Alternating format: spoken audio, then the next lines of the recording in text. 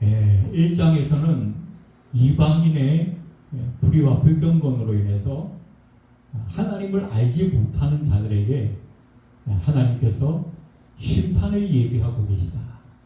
그들은 다 하나님의 진노 아래에 있고 심판 아래에 있다 라고 선포했습니다. 그리고 2장에서는 하나님을 알지만, 유대인들은 하나님을 알잖아요. 하지만 제대로 알지 못하는 유대인들도 역시 마찬가지로 하나님의 심판 아래 있을 수밖에 없다라고 선포합니다. 자, 그러면서 아니 어떻게 우리 유대인이 저 할례받지 않은 이방인과 똑같을 수 있느냐. 이 유대인들은 아무리 생각해도 그 말을 이해할 수가 없는 거예요. 비록 자기들이 하나님의 주신 그 율법대로 제대로 살지 못했다 할지라도 어떻게 우리가 애초에 하나님을 알지도 못하고 하나님의 율법도 없고 하나님의 택한 백성도 아닌 이방인과 어떻게 우리가 똑같냐? 이건 정말 말이 안 된다. 그러면서 바울에게 항변했죠. 그러면서 오늘 바울이 3장에 와서 이 유대인들을 향하여 몇 가지 교훈의 말씀을 주고 있습니다. 먼저는 그들의 항변에 대해서 어느 정도 수긍을 합니다. 그러면서 2절에 보니까 범사에 많으니 우선은 그들이 하나님의 말씀을 맡았음이니라. 이 말씀 가운데 모든 것이 들어있습니다.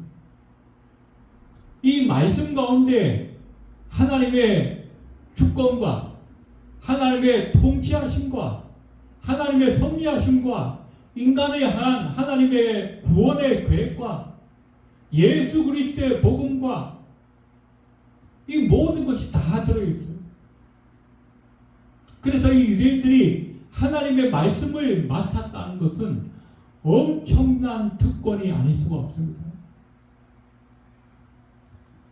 그래서 9장 4절에 보니까 그들은 이스라엘 사람이라 그들에게는 양자됨과 영광과 언약들과 율법을 세우신 것과 예배와 약속들이 있다. 하나님의 말씀을 한마디로 하자면 언약입니다. 언약. 구약도 언약, 신약도 언약입니다. 이 언약은 무엇이냐? 하나님과 하나님의 백성들이 서로 쌍방간에 계약을 맺었다는 것입니다. 아담과 하와에게도 하나님이 나타나셔서 계약을 맺었습니다. 어떤 계약이요? 너희가 이 동산에 있는 모든 나무의 실과는 다 먹으라.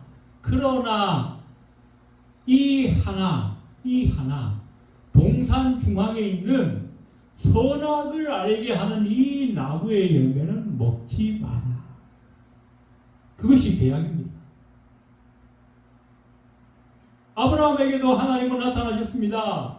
내가 너로 복의 근원이 되게 하겠다. 내가 너의 후손들을 바다의 모래와 같이 많게 할 것이다. 그리고 내가 지시할 그 땅에 너희의 왕국을 세우겠다. 너희의 후손들이 하나님 나라의 왕국을 세울 것이다. 이후에 다윗에게도 솔로몬에게도 하나님은 계속 언약을 세우셨어요. 그래서 이 유대인들이 하나님의 말씀을 맡았다. 이 말은 다르게 말하면 하나님과 언약을 맺은 백성이다.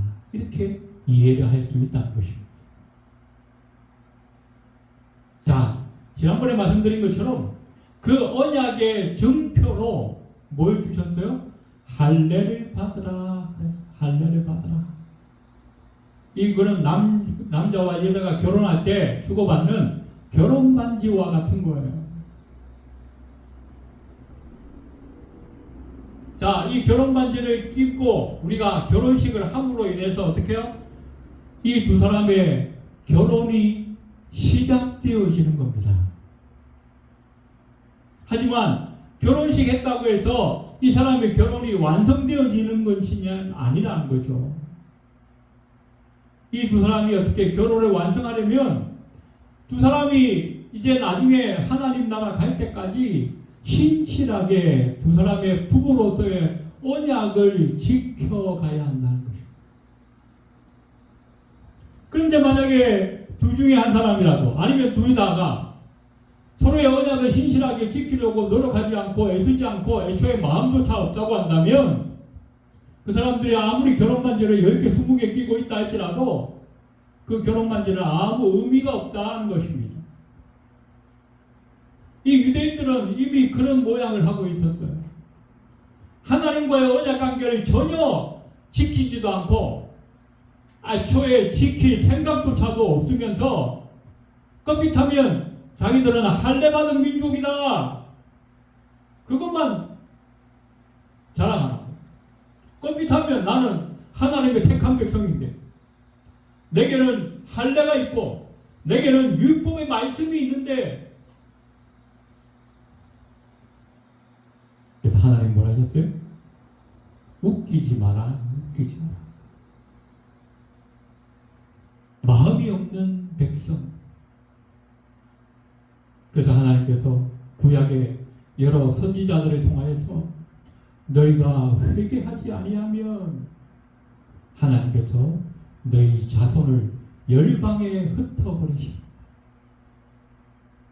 그들이 그렇게 자랑했던 최고의 하나님의 선민으로서 하나님의 택한 백성으로서 최고로 자랑했던 것, 최고의 인생의 가치로 여겼던 게 뭡니까? 하나님 앞에 제사하는 거잖아요. 제사를 어디에서 드립니까? 성전에서 드립니다. 그런데 하나님께서 어떻게 하셨어요? 그 성전을 완전히 무너뜨리고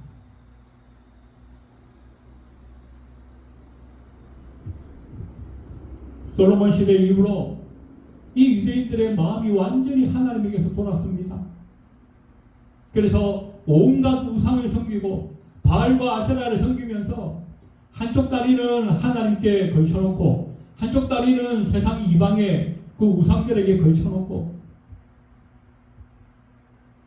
그러면서 껍짓하면 나는 할례받은 백성이야. 에라이 보기 싫다 이것들아. 그래서 말라기서에 보니까 뭐라고 했어요? 하나님이 저 병든 것 저는 것으로 하나님 옆에 제사하는 저 꼬라지 보기 싫어서 누가 저 성전문을 좀 닫아주었으면 좋겠다. 저 잘못된 저 거짓된 제사를 드리는 그 제사장들 그 이스라엘 백성들의 얼굴에 저들이 제물로 바치는 그 소와 양의 그 똥을 저 얼굴에 쳐발라 버렸으면 좋겠다. 하나님이 그렇게 한탄하셨어요. 그리고 결국 어떻게 해요? 그 성전을 완전히 회파시켜 버렸어요. 더 이상 그런 엉터리 제사 드리지 말라는 거예요. 받지도 않는 제사, 주인도 없는 제사. 그런데 그 성전이 무너지고 나서 수백 년이 지났음에도 불구하고 여전히 예수님 당시에도 여전히 바울 당시에도 이 유대인들은 나는 택한 백성이야. 나는 하나님의 선민이야. 나는 할례 받았어. 그것만 붙들고 앉아있다는 거예요.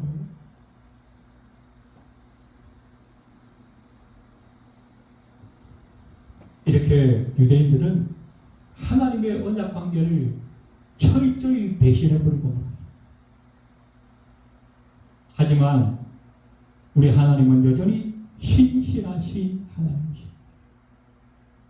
유대인들은 그 언약에 실패했지만 하나님의 그 계획은 하나님의 작정과 예정은 여전히 변하지 않고 역사를 흘러서 시대를 흘러서 여전히 마지막 그 종말의 때까지 이어져 가고 있다는 것이 성경의 약속입니다. 그래서 유대인은 실패했어요. 그리고 나서 하나님께서 대신 택한 백성 이방인을 택하셔서 하나님의 그 언약 관계를 신실하게 이어가고 계시다는 것입니다.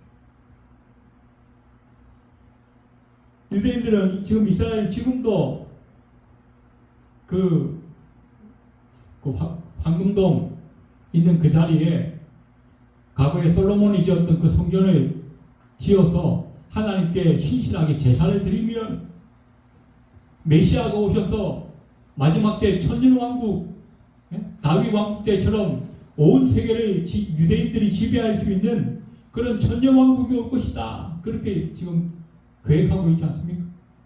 그래서 어떻게든지 그 황금동 있는 그 자리에 제3성전을 지으려고 혈안이 된 모든 준비를 다 해놨다 그래. 심지어는 그 붉은 암송아지, 붉은 송아지, 수송아지도 다 준비를 해놓았다는 거예요. 그러나 하나님의 뜻은 이미 끝나버렸어요. 하나님의 계획은 유대인이 아닌 이방인을 통해서 마지막 때에 하나님의 택한 백성, 하나님의 남은 자들, 그 언약을 이어가는 것으로 신실하게 이어져 가고 있다는 것을 이스라엘 사람들은 잘 모르는 거예요. 왜? 하나님을 알지도 못하고 깨닫지도 못하고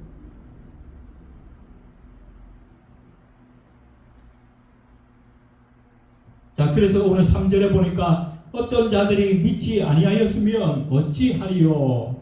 그 믿지 아니함이 하나님의 믿으심을 패하겠느냐?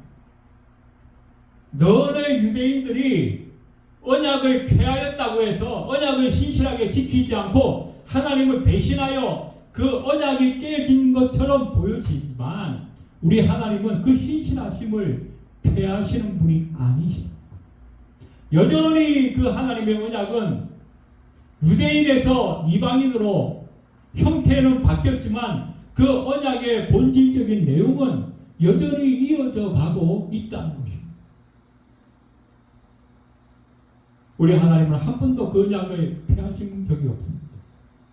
아담이 실패하면 노아를 들어서, 노아가 실패하면 아브라함을 들어서, 아브라함도 실패하면 모세와 다윗을 통하여서 그 이후에 계속 남은 자들을 통하여서 신실하게 하나님의 언약을 마지막 때까지 이어가시는 분, 그분이 우리 하나님이시라는 것을 우리는 성경을 통해서 알게 됩니다. 자, 이렇게 이 유대인들이 이 바울과 변론해서 공방에 몰리게 되니까 이번에는 말도 안 되는 궤변을 늘어놓습니다. 오늘 5절에 보시면 그러나 우리 불의가 하나님의 의를 드러나게 하면 무슨 말하리요? 내가 사람의 말하는 대로 말하노니 진노를 내리시는 하나님이 불의하시냐? 7절에도 그러나 나의 거짓말로 하나님의 참되심이 더 풍성하여 그의 영광이 되었다면 어찌 내가 죄인처럼 심판을 받으리요? 예, 말이 조금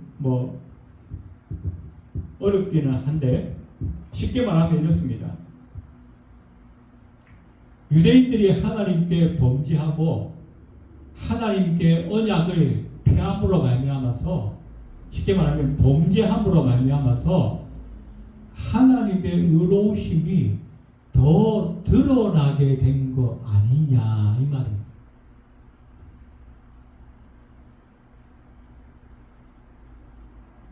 자, 우리가 드라마 같은 걸 보면 악역이 있고 주인공이 있잖아요.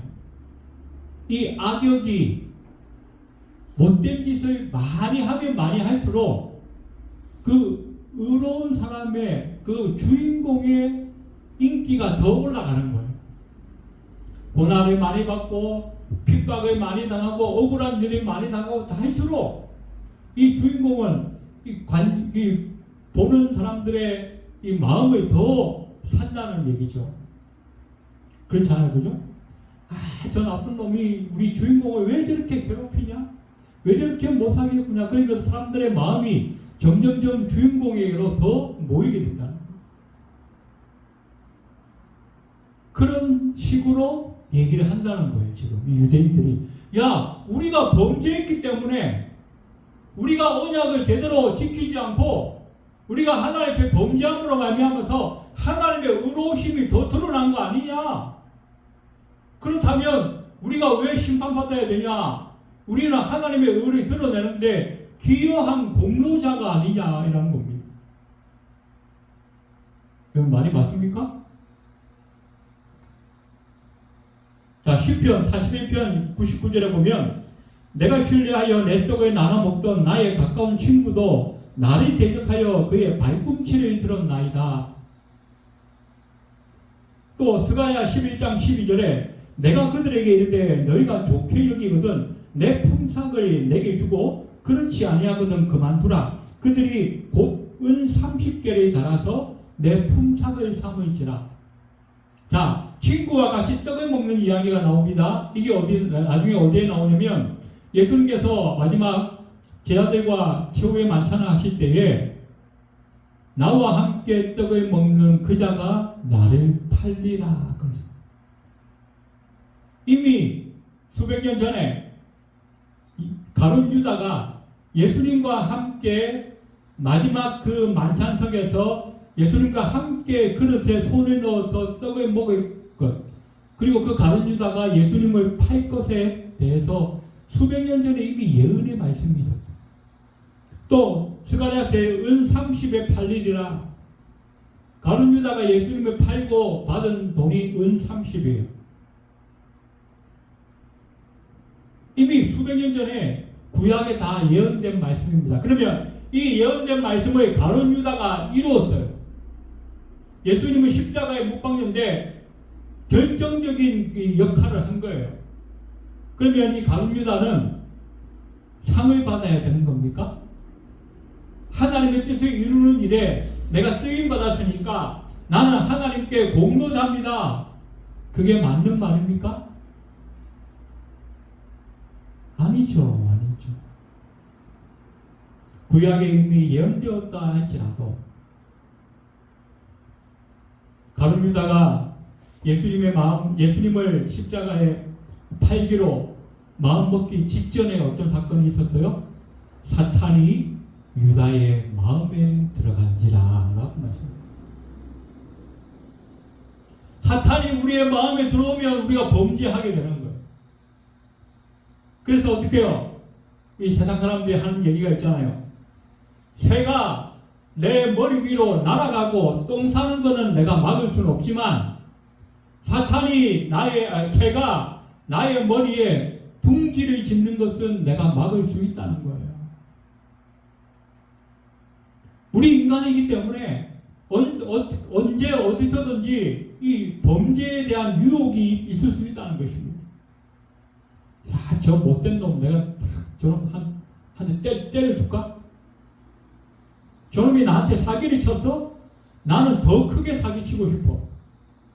그런 마음이 있을 수 있어요. 하지만 우리 인간은 누구나 그런 마음이 있을 수 있지만 그 마음이 내 마음에 들어와서 자리를 잡게 해서는 안 된다는 거죠.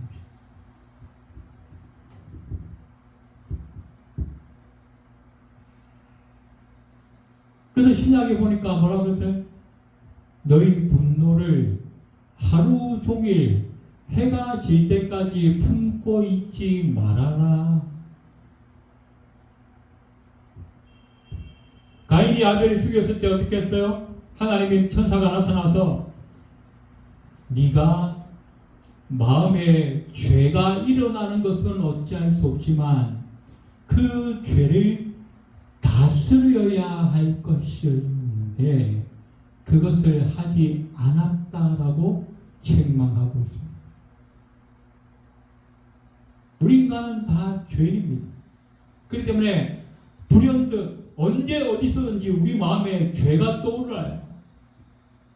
하지만 그것을 내가 허용해버리고 내가 내 마음에 품어버리면 그때부터 이 죄가 장성하여 사망을 낳게 된다는 것을 우리는 기억해야 한다는 것입니다. 이 유대인들은 하나님께서 그 구약의 예언의 말씀을 이 가룟 유다를 통하여 이루었다 할지라도 그 가룟 유다가 자기가 선택한 그 범죄에 대한 책임은 자기에게 있다는 사실을 간과하면서 우리가 잘못해서 하나님의 의가 드러났다면 우리가 왜 심판을 받아야 하느냐라고 엉뚱한 궤변을 내려놓고 있다는 것입니다.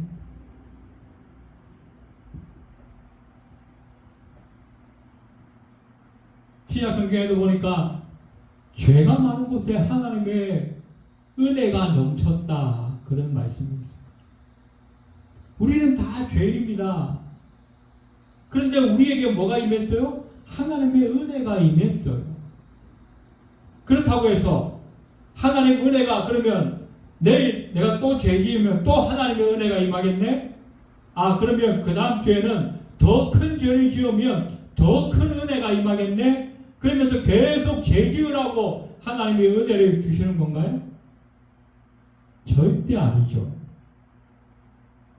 하나님이 우리에게 은혜를 베푸신 이유는 우리가 죄인임에도 불구하고 하나님께서 우리에게 은혜를 주신 이유는 죄를 그치라고, 죄에서 돌이켜서 새로운 삶을 살라고 은혜를 베풀어 주신 것이지 계속 죄 안에 있게 하시려고 은혜를 베풀어 주신 것이 아니라는 겁니다. 만약 그런 사람이 있다면 어떻게 해요? 결국 하나님께서 언젠가는 그 은혜를 거두어 버리고 마실 것입니다.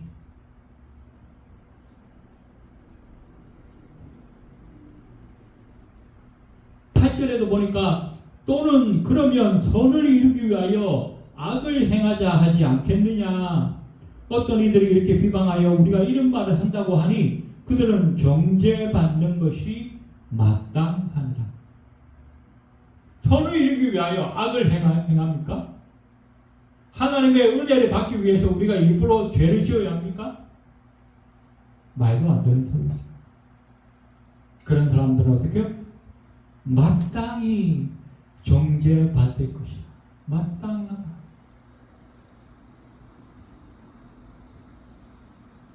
그러면서 바울은 결론적으로 모든 인간은 다 죄인일 수밖에 없다라고 말씀합니다. 오늘 10절에 우리가 잘 아는 말씀 있죠. 의인은 없나니 하나도 없으며 깨닫는 자도 없고 하나님을 찾는 자도 없고 다 치우쳐 함께 무익하게 되고 선을 행하는 자는 없나니 하나도 없도다.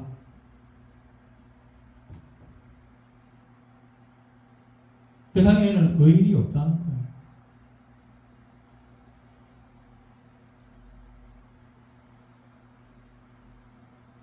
하나님을 찾는 자도 없다라고 말씀합니다.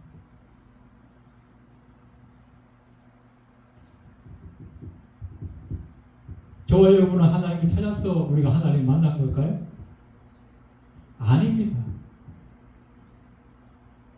로마서에 보니까 우리가 아직 죄인이었을 때, 또 그 뒷부분에 가면 우리가 하나님과 원수되었을 때에 하나님께서 먼저 우리를 찾아오셨다라고 말씀합니다. 하나님께서 먼저 우리를 사랑하셨다라고 말씀합니다. 그것이 하나님의 사랑입니다. 그 하나님의 사랑 덕분에 우리가 믿음을 갖게 되었고 우리가 구원받게 되었고 하나님의 백성 될 수 있었던 것입니다.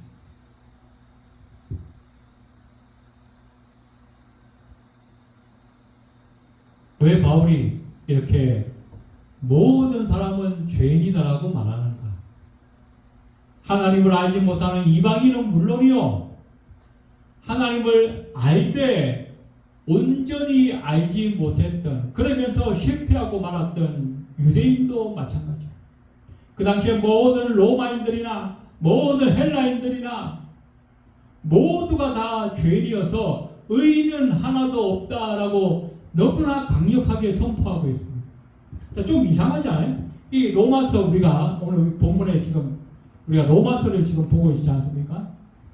이 로마서는 바울이 자기가 직접 개척한 교회가 아니라고 그랬어요. 로마 교회에 있는 성도들이 바울을 알지도 못해요. 그런데 잘 알지도 못하는 교인들에게 편지를 쓰면서 이 편지 초반부터 너희는 죄인이다. 우리도 죄인이다. 모두가 죄인이다. 뭔가 좀 생뚱맞지 않습니까? 왜 초반부터, 왜 편지 소두부터 너도 죄인, 나도 죄인, 무조건 죄인, 죄 얘기만 자꾸 하는가? 그것은 바로 예수 그리스도의 복음이 얼마나 우리에게 중요한 것인가를 이어서 말하기 위해서 궁극적으로 예수 그리스도의 십자가를 믿는 믿음만이 오직 우리의 구원의 방법이라는 것을 말하기 위해서 바울이 앞부분에 계속 처음에 인사만 약간 하고 인사하면서 내가 십자가의 도를 부끄러워하지 아니하다. 그것은 모든 믿는 자에게 구원을 주시는 하나님의 능력이다. 그거 하나만 얘기해 놓고는 바로 그냥 너것도 죄인, 우리도 죄인, 모두 다 죄인이라는 것만 먼저 강조를 한다는 것입니다. 내가 죄인이라는 것을 인정하지 않으면 우리는 하나님 앞에 나아갈 수가 없습니다. 내가 죄인이라는 것을 인정하지 못하고 깨닫지 못하는 자는 어떻게 해요? 예수 그리스도 앞에 나아갈 수가 없고 궁극적으로 구원받을 수가 없다는 거예요.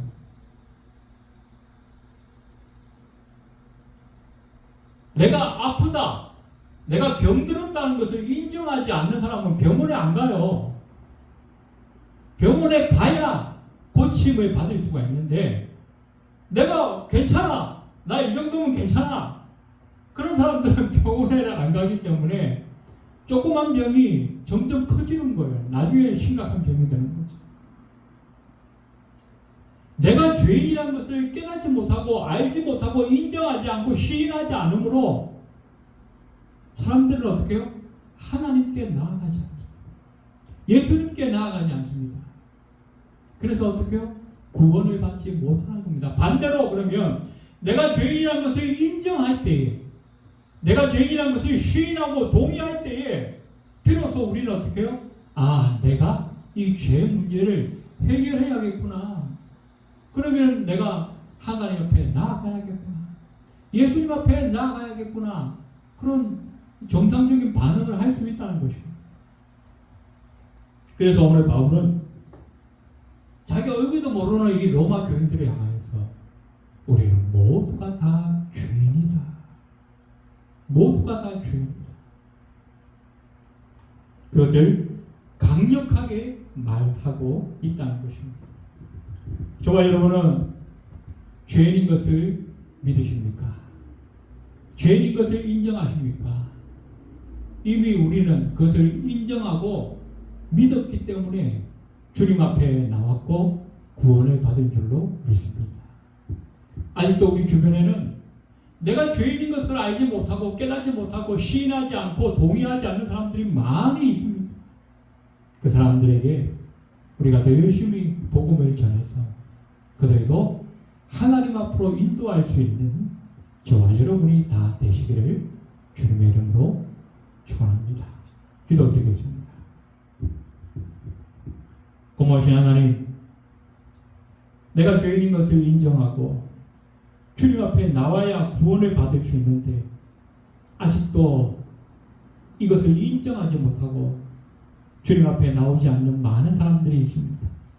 그들에게 우리가 더 열심히 다가갈 수 있게 도와주시고 그들에게 더 열심히 우리가 복음을 전하게 하시고 그 복음이 증거되어질 때에 성령이 역사하여 주셔서 그들도 주 앞에 나와 회개하며 구원받는 하나님의 백성 되는 그날이 속히 올 수 있도록, 우리를 통하여 그날이 더 빨리 올 수 있도록 주님 역사하여 주시옵소서. 돌아가는 발걸음 위에도 함께하여 주옵소서.